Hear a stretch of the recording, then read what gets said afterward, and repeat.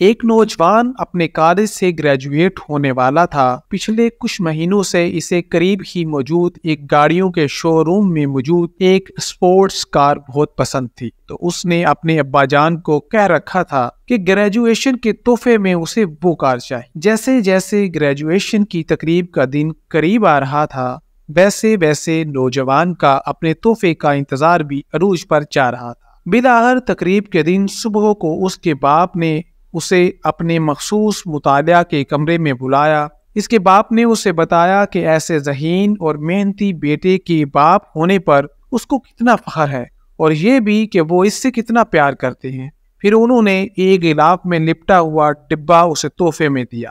کچھ مایوسی اور کچھ تجسس کے ساتھ اس نے وہ ڈبہ کھولا، جس میں ایک خوبصورت قرآن شریف موجود تھا۔ یہ دیکھنا تھا کہ غصے کے مارے اس کی رنگت سرخ پڑ گئی اور وہ اپنے باپ پر چلا اٹھا۔ اپنی اتنی ساری دولت ہونے کے باوجود آپ نے مجھے صرف یہ قرآن تحفے میں دیا۔ اور پھر وہ اس انمول تحفے کو وہیں پر رکھ کر نکلا اور گھر چھوڑ کر چلا گیا۔ بہت سال گزر گئے، وہ پلٹ کر اپنے باپ کے گھر واپس نہیں آیا۔ اب وہ ایک کامیاب بزنس مین تھا، اس کے پاس ایک خوبصورت گھر اور ایک اچھی بیوی بھی تھی۔ اب اسے کبھی کبھی اپنے باپ کی یاد ستاتی کہ وہ بہت بوڑھے ہو چکے ہوں گی اور شاید انہیں اس کی ضرورت بھی ہوگی۔ وہ سوچتا کہ اسے اپنے باپ کو ملنا چاہیے۔ اس سے پہلے کہ وہ اپنے باپ کو ملنے جاتا، ایک دن اسے اطلاع ملی کہ اس کا باپ انتقال کر گیا ہے۔ اسی افراتفری اور غم کے عالم میں وہ اپنے والد کے گھر پہنچا تو اس کا دل غم کی شدت سے بھر گیا اور ایک پچھتاوے کا احساس اس کے سینے میں جاگ اٹھا۔